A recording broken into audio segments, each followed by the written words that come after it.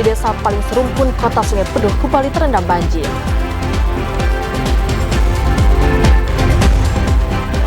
Banjir di Desa Pematang Jering, Kabupaten Muaro Jambi saat ini semakin meluas.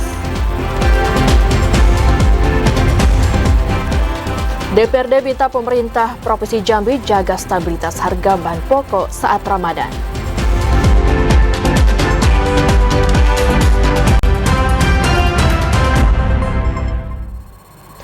Selamat sore pemirsa, hari ini Selasa 12 Maret 2024 Jambi hari ini hadir kembali menyapa Anda dengan beragam informasi aktual dan terbaru dari Provinsi Jambi. Ya, selain 3 topik utama tadi, redaksi kami juga telah menyiapkan sejumlah informasi penting dan menarik lainnya untuk Anda bersama saya Karen Utari dan saya Vidya Francisca. Inilah Jambi hari ini selengkapnya.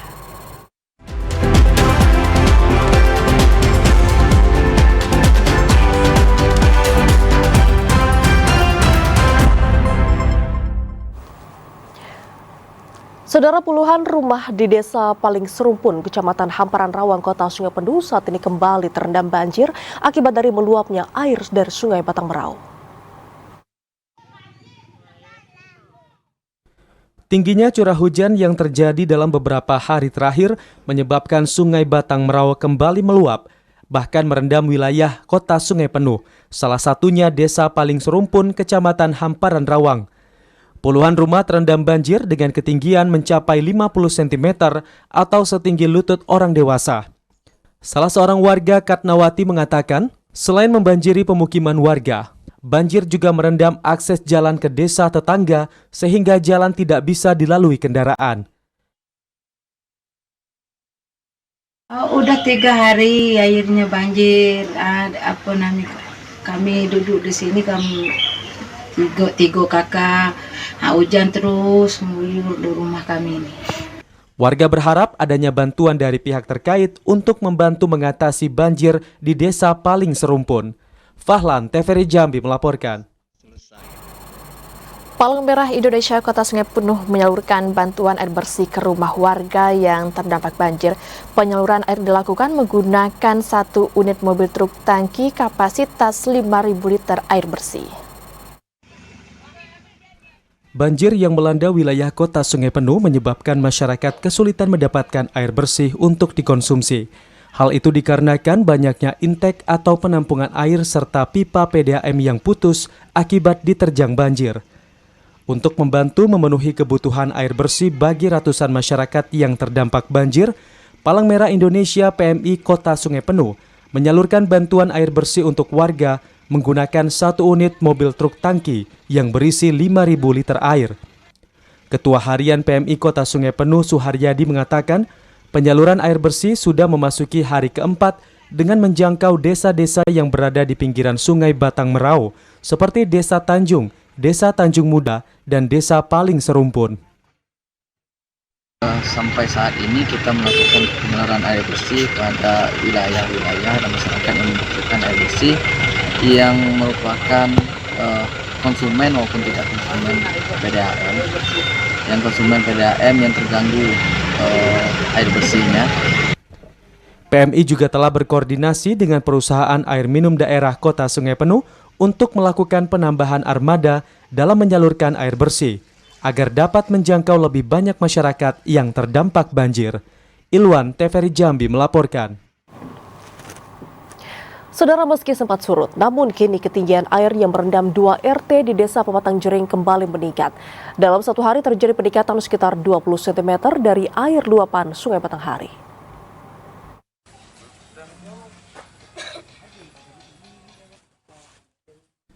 Bencana banjir masih merendam pemukiman warga di Desa Pematang Jering, khususnya di RT 3 dan 4, Kecamatan Jaluko, Kabupaten Muaro Jambi. Menurut warga, ketinggian air kembali meningkat setelah 1 minggu sebelumnya sempat surut. Setiap harinya terjadi peningkatan debit air sekitar 20 cm. Meningkatnya debit air membuat jumlah pemukiman warga yang terdampak bertambah dari semula 45 rumah menjadi 60 rumah. Anggota BPD Desa Pematang Jering, Herianto, mengatakan mayoritas rumah warga di desa setempat merupakan panggung. Dari puluhan rumah tersebut terdapat 1 rumah yang telah digenangi air. Meski air telah masuk ke dalam rumah, Namun pemiliknya masih bertahan dengan mendirikan tenda di dalam rumah.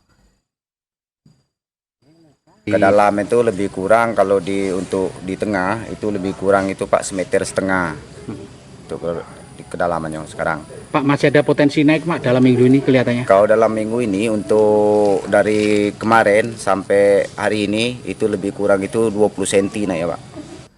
Ketinggian air bervariasi mulai dari 30 hingga 150 cm. Bencana banjir ini telah terjadi sejak 3 bulan terakhir dan hingga kini warga menggunakan perahu kayu untuk beraktivitas sehari-hari. Azam Afnan, TVRI Jambi melaporkan. Ya, saudara, ketinggian muka air Sungai Batanghari kembali menunjukkan peningkatan. Bahkan sampai hari ini ketinggian air sudah mencapai 374 cm, tidak menutup kemungkinan banjir susulan mengancam pemukiman warga. Sempat surut, namun kini debit air Sungai Batanghari kembali menunjukkan intensitas peningkatan. Bahkan dari alat pengukur ketinggian muka air atau APK milik BPBD Batanghari, sepekan lalu ketinggian air yang sudah berada di angka 300 cm, namun Selasa pagi tadi sudah menyentuh di angka 374 cm. Kepala Pelaksana BPBD Batanghari Ansori mengatakan, di tengah kondisi cuaca tak menentu saat ini, sangat sulit diprediksi banjir akan segera usai.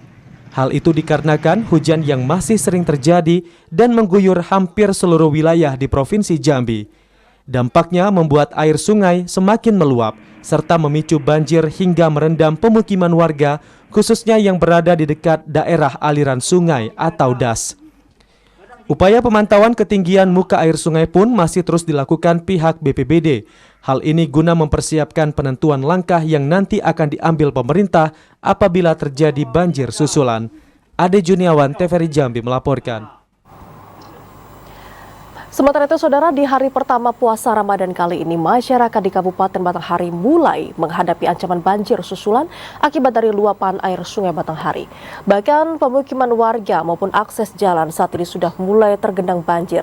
Lalu seperti apa situasi terkini dari banjir susulan tersebut? Untuk itu, saat ini kita sudah terhubung, saudara, dengan kontributor TVRI Jambi, Ade Juniawan, langsung dari Kabupaten Batanghari. Selamat sore, Ade. Seperti apa pantauan Anda di lokasi saat ini terkait dengan kondisi banjir di sana, Ade? Ya, baik, Siska dan saudara TVRI, dapat saya laporkan untuk saat ini kondisi luapan air Sungai Batanghari yang terjadi beberapa hari ini sudah mulai ke pemukiman warga yang ada di Kabupaten Batanghari, khususnya di Kecamatan Morobulian sendiri, di mana letaknya tepat di Kelurahan Pasar Baru. Wilayah ini merupakan salah satu titik wilayah yang rawan terhadap banjir, di mana pemukiman penduduk sekitar merupakan yang terdekat berada di daerah aliran sungai atau DAS. Sehingga apabila luapan air terjadi cukup meningkat signifikan, sehingga dengan cepatnya air mulai menggenangi atau membanjiri halaman ataupun jalan-jalan menjadi akses warga setempat. Dari 3 RT yang ada di Kelurahan Pasar Baru, saya tadi sempat mengkonfirmasi ada salah satu di RT 9, yakni Kelurahan Pasar Baru, di mana dari 58 kakak ini hampir sebagian besar kepala keluarga atau pemukiman warga sekitar sudah mulai tergenang banjir. Mayoritas warga sekitar pemukimannya berstrukturkan bangunan rumah panggung yang memiliki tiang, sehingga untuk saat ini warga masih tetap bertahan di rumahnya melihat kondisi air yang belum masuk ke dalam atau merendam rumahnya sendiri. Siska. Baik, Ade. Kemudian apakah saat ini sudah ada upaya lanjutan dari pemerintah daerah untuk bisa mengatasi banjir yang ada di sana, Ade? Ya, sejauh ini upaya dari pemerintah daerah sendiri belum tampak begitu signifikan, dikarenakan kemarin banjir 3 bulan yang terjadi, banjir sempat terjadi pasang surut, sehingga pemerintah hanya sebatas melakukan pemantauan ketinggian muka air sendiri. Namun tidak tertutup kemungkinan apabila banjir atau luapan air ini semakin tinggi dan terus meningkat, pemerintah akan melakukan upaya pendataan terhadap korban atau warga yang terdapat banjir di Kabupaten Batanghari, khususnya di Kecamatan Morobulian sendiri. Siska. Baik, Ade, apakah sampai dengan saat ini sudah ada warga yang melakukan evakuasi untuk bisa mengungsi di sana? Ya, dari pantauan saya di lapangan, untuk di wilayah khususnya di Kelurahan Pasar Baru, Kecamatan Morobulan, Kabupaten Batanghari ini, belum ada warga yang melakukan evakuasi atau mengungsi ke area yang lebih tinggi. Dikarenakan tadi yang saya sebutkan, posisi atau konstruksi bangunan rumah masyarakat hampir seluruhnya merupakan bangunan rumah panggung atau lebih tinggi dengan struktur kayu di bagian rumahnya, sehingga belum ada areal dalam rumah mereka yang terendam banjir, sehingga mereka masih cukup untuk bisa bertahan di sementara waktu di rumahnya. Siska. Terakhir, Ade, untuk kondisi cuaca saat ini di Kabupaten Batanghari seperti apa?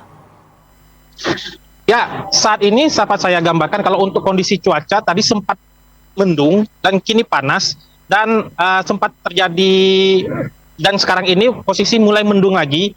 Dan tadi sempat beberapa menit yang lalu sedikit rintik-rintik atau hujan dengan intensitas ringan yang terjadi, dikarenakan mungkin dengan kondisi cuaca tertentu ini yang menjadi kekhawatiran masyarakat, apabila terjadi hujan yang dengan intensitas sedang maupun tinggi, ini bisa mengancam terhadap banjir yang akan semakin tinggi dan bisa berdampak terhadap merendam pemukiman warga yang ada di Kabupaten Batanghari, khususnya di wilayah Kecamatan Morobulan sendiri. Baik, terima kasih kontributor TVRI Jambi Ade Juniawan yang melaporkan langsung terkait dengan banjir susulan di Kabupaten Batanghari. Selamat sore dan selamat bertugas kembali, Ade. Saudara, kita ke sorotan lainnya. Pada tahun 2024 kali ini, Dinas Tanaman Pangan, Hortikultura dan Peternakan Provinsi Jambi menargetkan untuk produksi gabah kering giling dapat mencapai angka sekitar 469.324 ton.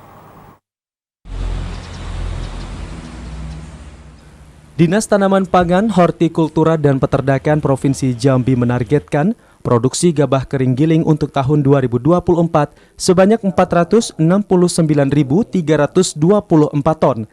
Kepala Dinas TPHP Provinsi Jambi Rumusdar mengatakan target tersebut diperoleh dari 94.952 hektar luas panen lahan padi dengan total lahan tanam 102.431 hektar.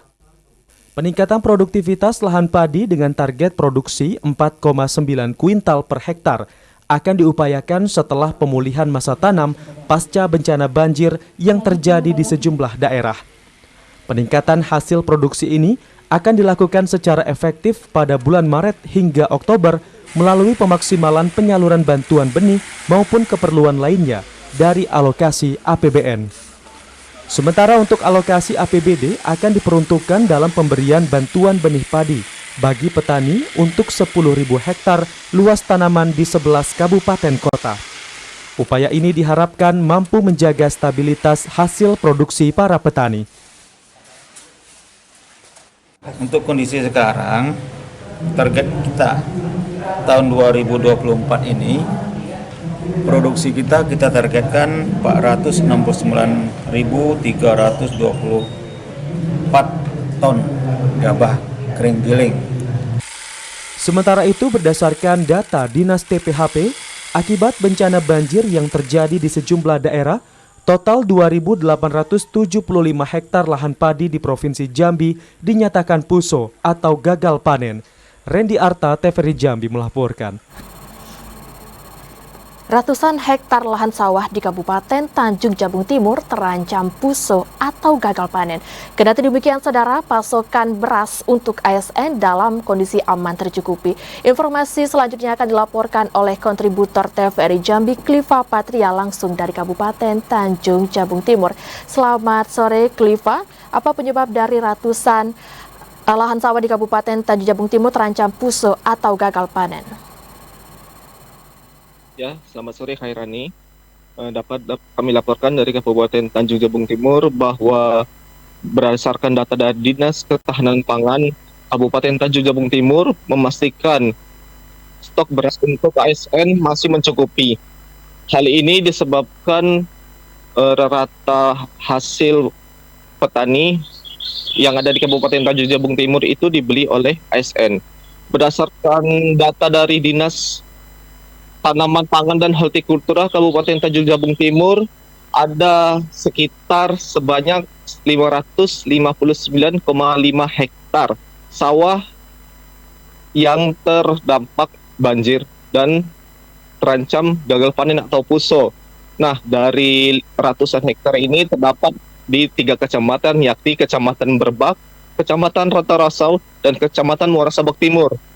Untuk sebagaimana diketahui, total lahan yang ada di Kabupaten Tanjung Jabung Timur itu mencapai 1.100 hektar yang tersebar di 4 kecamatan penyuplai beras ataupun lumbung pangan, yakni Muara Sabak Barat, Rantarasau, Berbak, dan Nipa Panjang. Untuk penyaluran beras ASN di bulan Maret ini sempat mengalami kendala. Hal ini dikarenakan hanya ada 1 kecamatan, yakni Kecamatan Nipa Panjang yang menyuplai beras untuk ASN tersebut. Untuk penyaluran beras ini berada di kisaran di tanggal 15 ke atas. Demikian. Cliva.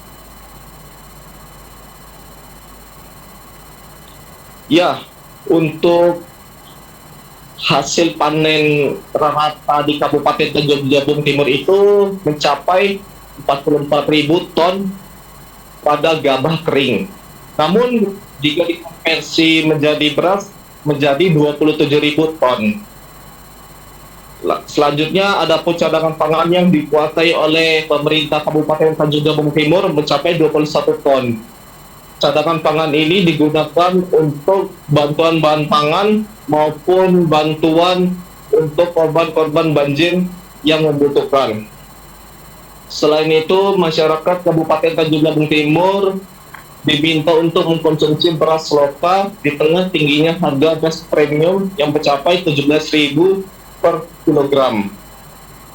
Untuk beras ataupun jenis beras yang wajib digunakan untuk masyarakat Tanjung Jabung Timur itu yakni beras SPAP keluaran dari Bulog dengan harga per kilonya mencapai 11.500 dan masyarakat diwajibkan ataupun maksimal membeli sebanyak 2 karung dengan total 120.000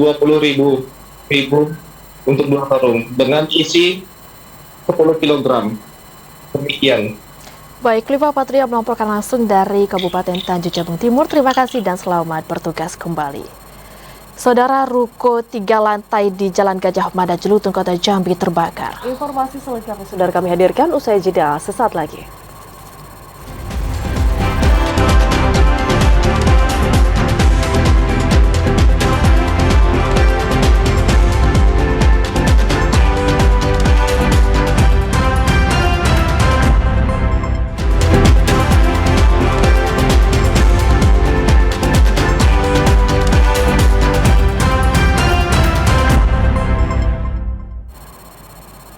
Terima kasih Anda masih menyaksikan Jambi hari ini. Saudara, harga daging ayam potong di tingkat pengecer di pasar tradisional Atas Sarolangun mengalami kenaikan mencapai Rp42.000 per kilogram. Sementara untuk ayam potong dan Rp50.000 untuk ayam broiler. Memasuki awal Ramadan 1445 Hijriah, harga daging ayam potong di tingkat pengecer terus mengalami lonjakan. Bahkan kenaikan harga mencapai Rp10.000 per kilogram. Harga daging ayam jenis ayam potong dan ayam ras atau ayam broiler hingga ayam kampung yang sudah bersih bervariasi. Salah seorang pedagang ayam di pasar tradisional Atas Sarolangun, Novi, mengatakan daging ayam potong sebelumnya dijual Rp32.000 naik menjadi Rp42.000 per kilogram.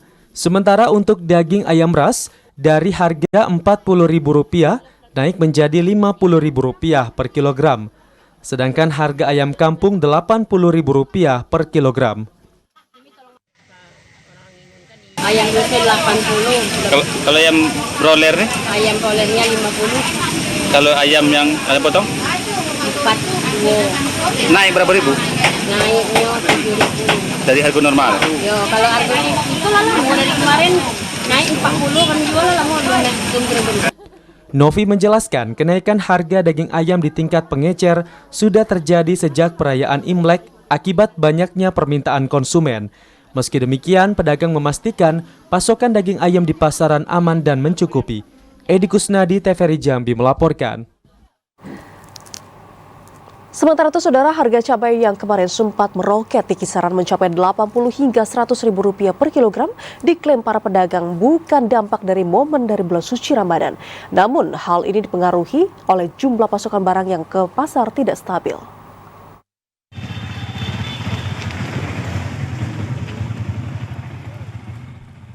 Memasuki bulan suci Ramadan, kondisi harga bahan pokok di Pasar Keramat Tinggi Muara Bulian, Kabupaten Batanghari masih cukup tinggi. Salah satunya harga cabai merah yang masih di kisaran 80 hingga 100 ribu rupiah per kilogram. Selain itu, untuk harga cabai rawit hijau mulai berangsur turun dari 60 ribu rupiah kini menjadi 45 ribu rupiah per kilogram. Harga cabai yang sempat mengalami lonjakan itu diklaim pedagang bukan dampak dari momen Ramadan. Namun hal tersebut dipengaruhi pasokan cabai yang fluktuatif ke tingkat pedagang sehingga memicu harga belum begitu stabil.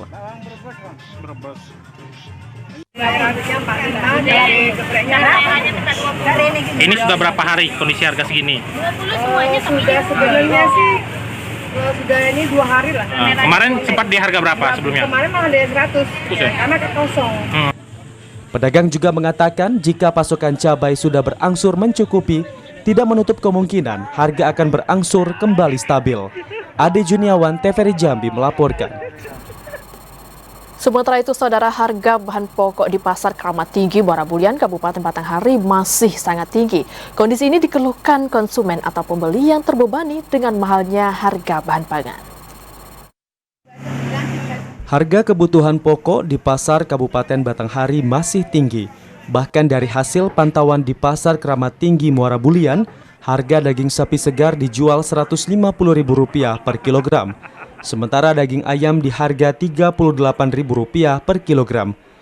Selain itu, untuk cabai merah dijual dengan harga Rp80.000 hingga Rp100.000 per kilogram dan cabai rawit merah Rp80.000 per kilogram. Mahalnya harga beberapa bahan pokok ini dikeluhkan pembeli dan konsumen. Mereka sangat terbebani dalam memenuhi kebutuhan sehari-hari, khususnya di bulan Ramadan. Akibat tingginya harga jual bahan pangan, mereka terpaksa harus membatasi jumlah pembelian. Kita merasakan keberatan untuk saat ini. Tidak sesuai dengan harganya. Kita pemerintah untuk menurunkan harga tembakau yang ada di Kabupaten Batanghari. Pemerintah diharapkan dapat peduli dan cepat mengambil sikap dalam mengendalikan harga bahan pokok agar masyarakat tidak lagi kesulitan memenuhi kebutuhannya sehari-hari. Ade Juniawan, TVRI Jambi melaporkan. Di awal puasa Ramadan kali ini, saudara, harga sejumlah kebutuhan pokok masyarakat di pasar tradisional atas Tarulangun mengalami kenaikan. Seperti untuk harga gula pasir serta tepung terigu yang rata-rata naik Rp1.000 per kilogramnya. Gula pasir dan tepung terigu atau tepung gandum menjadi salah satu komoditas bahan kebutuhan pokok yang terpantau mengalami kenaikan harga saat memasuki hari pertama puasa Ramadan. Salah seorang pedagang sembako di Pasar Atas Tarulangun, Asuro, mengatakan kenaikan harga gula pasir sudah terjadi sejak 1 bulan terakhir. Namun dalam 4 hari terakhir, harga gula kembali naik sebesar Rp500 per kilogram. Saat ini harga gula di tingkat pengecer Rp17.000, sebelumnya Rp16.500 per kilogram. Sementara harga tepung terigu di tingkat distributor dijual Rp8.900 per kilogram menjadi Rp10.000 di tingkat pengecer. Asuro menjelaskan kenaikan harga gula pasir dan tepung disebabkan tingginya konsumsi masyarakat di bulan Ramadan karena dijadikan bahan dasar jajanan dan menu berbuka puasa. Para pedagang mengaku daya beli masyarakat di Ramadan tahun ini cukup tinggi, meskipun harga sejumlah sembako mengalami kenaikan. Edi Kusnadi, TVRI Jambi melaporkan. Ketua Komisi 4 DPRD Provinsi Jambi, Fadli Sudria, meminta pemerintah Provinsi Jambi menjaga stabilitas harga bahan pokok saat Ramadan.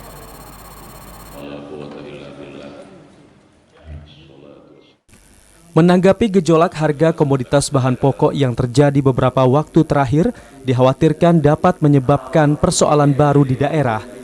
Ketua Komisi 4 DPRD Provinsi Jambi Bidang Kesejahteraan Masyarakat Fadli Sudria meminta pemerintah Provinsi Jambi untuk menjaga stabilitas harga bahan pokok saat Ramadan.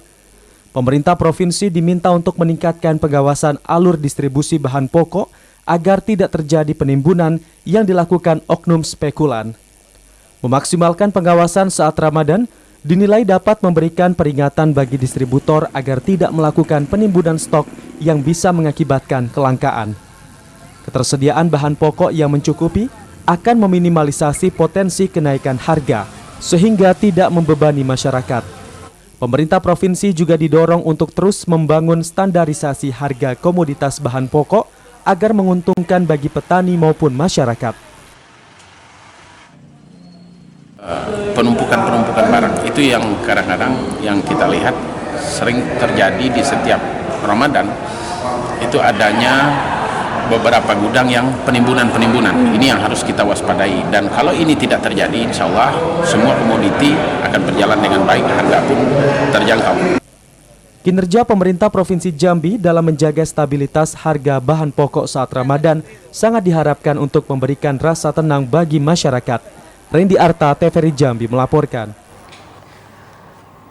Kita ke sorotan lainnya, saudara. Kebakaran yang terjadi di Jalan Gajah Mada, Kelurahan Jelutong, Kota Jambi, diduga akibat dari korsleting arus listrik. 3 orang pekerja menjadi korban dan harus dilarikan ke rumah sakit untuk bisa mendapatkan perawatan lebih lanjut. Kebakaran melahap ruko 3 lantai di kawasan Jalan Gajah Mada, RT 51 Kelurahan Hambil, Kecamatan Jelutong, Kota Jambi. Asap hitam pekat tampak membumbung tinggi dari bangunan yang rencananya bakal dijadikan toko serba 35.000 ini. 10 unit armada damkar dikerahkan untuk memadamkan kobaran api. Setelah 30 menit berjibaku melawan api dan menerobos bangunan, kebakaran berhasil dipadamkan. Kepala Dinas Damkar dan Penyelamatan Kota Jambi Mustari Afandi mengatakan, kebakaran tersebut diduga disebabkan korsleting arus listrik. Saat kebakaran, 3 orang yang merupakan pekerja di bangunan terpaksa dilarikan ke rumah sakit untuk mendapatkan perawatan.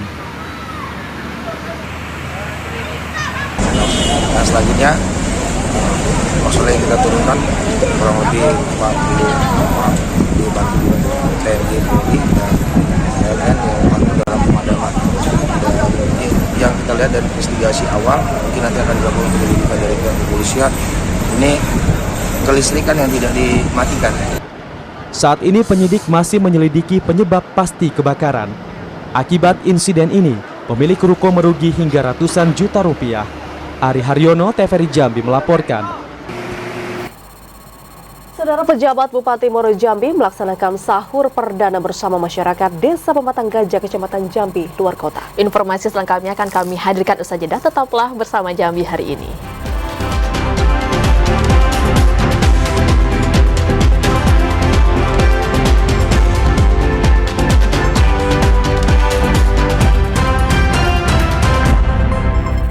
Terima kasih Anda masih menyaksikan Jambi hari ini dalam segmen Advertorial.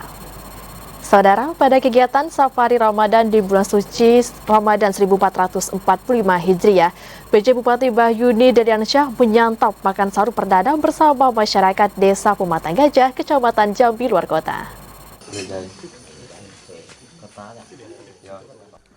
Berbagai amalan dapat dikerjakan pada bulan suci Ramadan, termasuk makan di waktu sahur.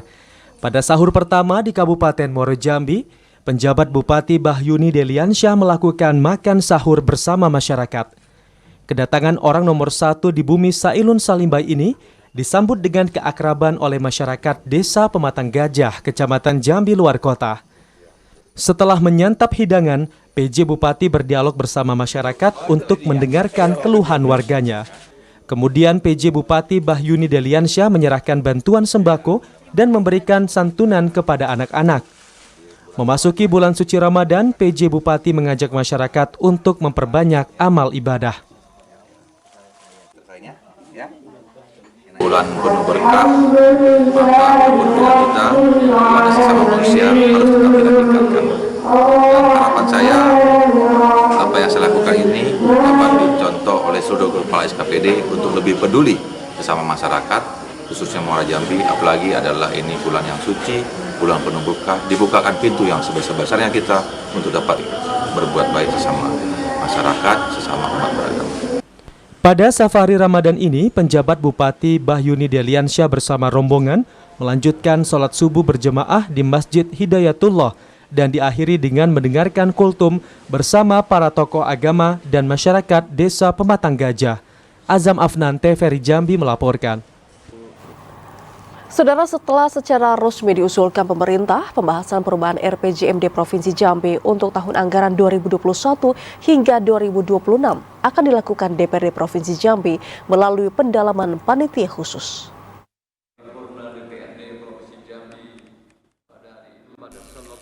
Pemerintah Provinsi Jambi secara resmi telah memasukkan usulan perubahan rencana pembangunan jangka menengah daerah Provinsi Jambi tahun 2021 hingga 2026 karena sejumlah alasan. Menanggapi hal tersebut, Ketua DPRD Provinsi Jambi Edi Purwanto mengatakan pembahasan usulan perubahan RPJMD akan dilakukan Dewan dengan terlebih dahulu membentuk panitia khusus atau pansus. Setelah terbentuk berdasarkan perimbangan dan pemerataan jumlah anggota tiap-tiap fraksi, Pansus akan melakukan kajian secara rinci usulan perubahan RPJMD Provinsi Jambi berdasarkan catatan awal yang disampaikan pemerintah. Perubahan RPJMD dilakukan untuk memaksimalkan realisasi program Jambi Mantap. Salah satunya dilakukan karena adanya penambahan desa dan kelurahan yang menyulitkan Pemprov untuk merealisasikan bantuan keuangan bersifat khusus yang sudah diprogramkan dalam RPJMD. Pembahasan mendalam terkait usulan perubahan RPJMD akan dilakukan secara konstitusional sebelum akhirnya disetujui untuk diteruskan ke Kementerian Dalam Negeri. Melakukan revisi RPJMD. Contoh yang disampaikan misalnya kita ada bantuan keuangan di desa. Apa itu bantuan keuangan khusus itu? Dana desa lah. Nah dulu kan desa kita tambah, ada 15 desa tambah di Tebu, kelurahan ada nambah 8. Jadi sekarang 1.585. Proses perubahan RPJMD dilakukan berdasarkan ketentuan Pasal 264 Ayat 5 Undang-Undang Nomor 23 Tahun 2014 tentang Pemerintah Daerah. Randy Arta, TVRI Jambi melaporkan.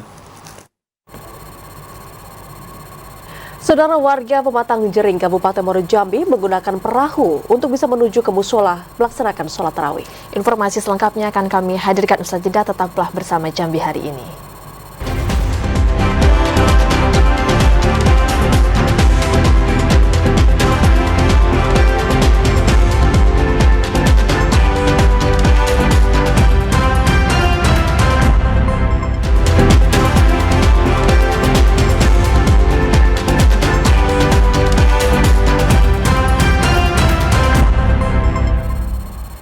Terima kasih saudara, Anda masih menyaksikan Jambi hari ini. Saudara, data penerima bantuan PKH di Kabupaten Tanjung Jabung Timur terus berkurang. Hal ini disebabkan adanya graduasi data KPM tiap trimester. Jumlah bantuan keluarga penerima manfaat atau KPM untuk program Keluarga Harapan PKH tahun 2024 di Kabupaten Tanjung Jabung Timur mengalami penurunan. Kabid Perlindungan Pemberdayaan dan Jaminan Sosial Dinas Sosial Kabupaten Tanjung Jabung Timur Irpaidi mengatakan jumlah penerima PKH tahun 2024 sebanyak 8.377 KPM. Jumlah itu berkurang sekitar 9.000 lebih KPM dibandingkan awal tahun 2023 lalu yang mengacu data di bulan Desember 2022. Terdapat beberapa indikator penyebab berkurangnya jumlah KPM PKH, seperti sudah masuk kategori keluarga mampu dan keluar sendiri sebagai KPM. Selain itu, berdasarkan hasil verifikasi berkaitan dengan pemenuhan syarat sebagai KPM dan juga terkait dengan pemadanan data kependudukan maupun perubahan data terpadu kesejahteraan sosial atau DTKS. Kategorinya itu ada dua, ada yang mandiri dan juga ada yang alamiah ya. Alamiah. Nah, kalau yang mandiri sendiri dari pendamping PKH dan KPM tersebut secara sukarela. Sementara untuk penyaluran bantuan PKH masih dalam bentuk uang tunai di 2 lembaga bayar. Bantuan dapat ditarik melalui Bank BRI dan melalui kantor pos. Dengan penyaluran melalui BRI per 2 bulan, sedangkan melalui kantor pos per 3 bulan. Kliva Patria, TVRI Jambi melaporkan.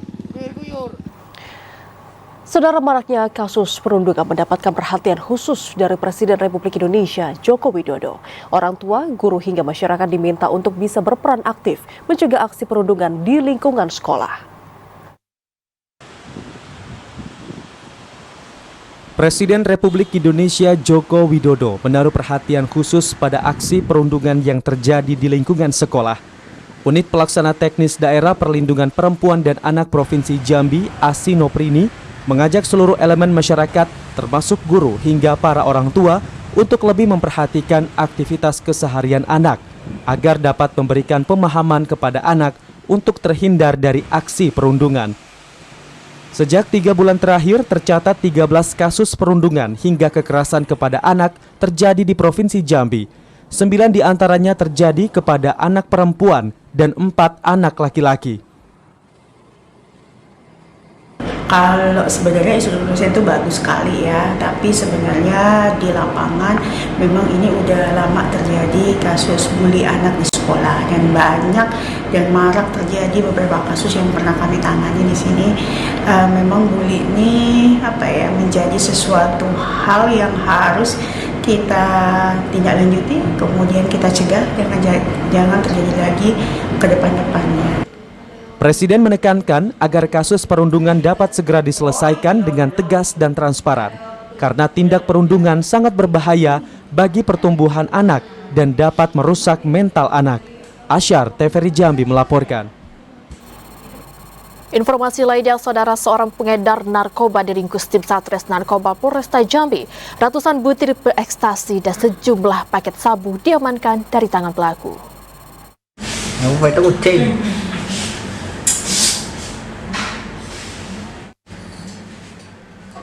FV, warga Kabupaten Muaro Jambi ini langsung menjalani pemeriksaan oleh tim penyidik Satres Narkoba Polresta Jambi.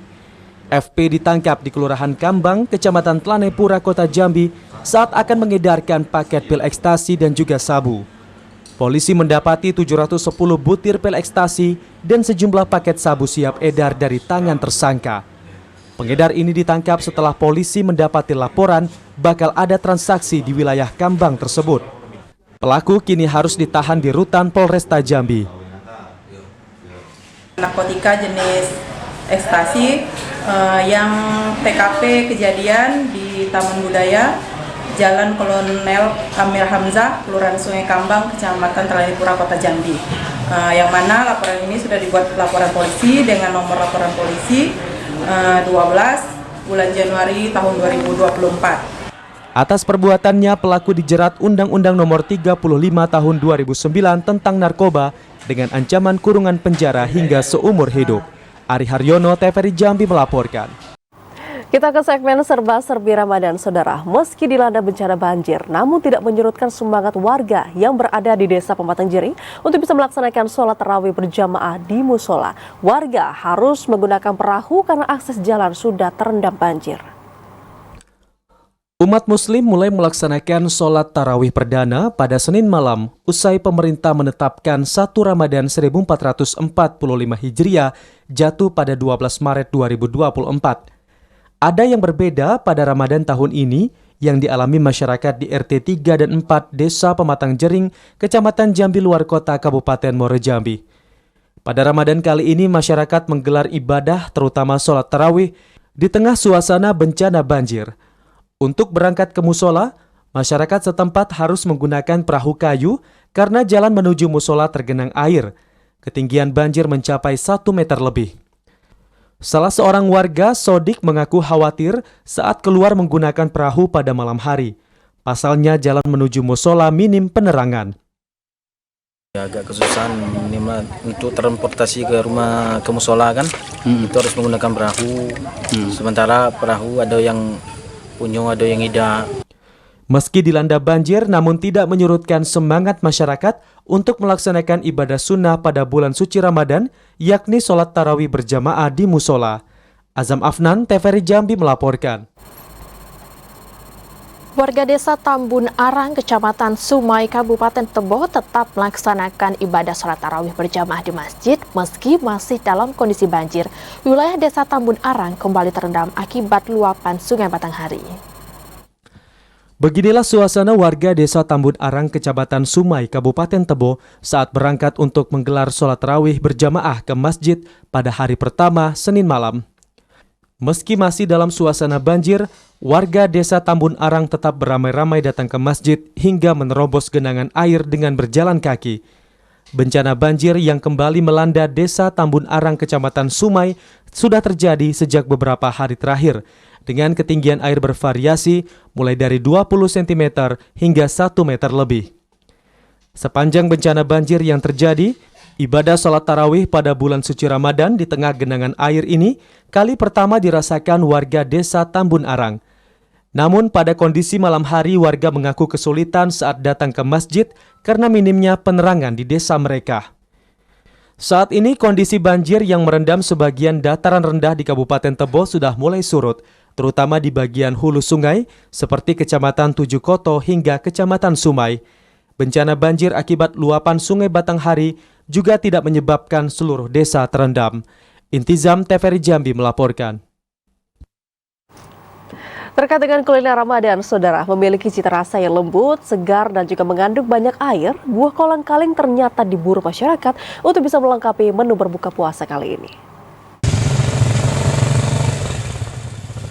Memasuki bulan suci Ramadan, sejumlah masyarakat di Desa Jambi Tulo, Kecamatan Marosebo, Kabupaten Muaro Jambi, mendapatkan banyak pesanan kolang-kaling yang menjadi salah satu komoditi unggulan desa ini saat bulan Ramadan.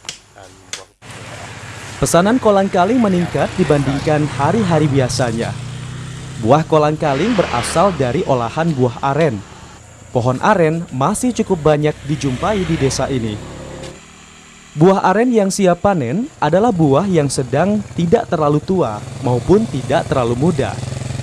Setelah dipanen, buah aren dibersihkan dari tangkainya, kemudian direbus menggunakan tungku kayu api besar.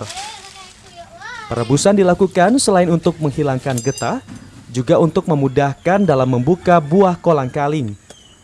Salah seorang warga, Putri, mengatakan permintaan buah kolang-kaling saat Ramadan meningkat. Buah kolang-kaling ini dijual dengan harga Rp12.000 hingga Rp15.000 per kilogram. Direbus, direbus, diangkat, dicongkel. Untuk prosesnya itu berapa lama yuk? Proses hingga menjadi Rebus, sekitar sejam lah. Sejam. Ini kita jual berapa nih yuk? 15.000 kilo. Salah seorang pembeli, Rasiman, mengatakan membeli kolang-kaling untuk berbuka puasa bersama keluarga. Selain enak, buah kolang-kaling juga segar untuk melengkapi menu berbuka puasa. Belulu untuk persiapan puasa. Bikin manisan. Biasanya itu apa nih belulu nih? Buat manisan. Untuk apa kan sudah berbuka, apa makan sahur enak. Di sini untuk manisan itu apa lagi? Untuk campur es cendol. Selain memiliki kandungan vitamin, kolang-kaling juga memiliki beberapa manfaat bagi kesehatan. Di antaranya menjaga kesehatan pencernaan, meredakan radang sendi, mengontrol gula, mencegah kekurangan cairan, hingga menjaga kesehatan jantung. Asyar, TVRI Jambi melaporkan. Saudara, informasi tadi sekaligus mengakhiri Jambi hari ini. Terima kasih atas perhatian dan kebersamaan Anda. Saya Karani Utari. Dan saya Video Francisca pamit undur diri. Wassalamualaikum warahmatullahi wabarakatuh dan sampai jumpa.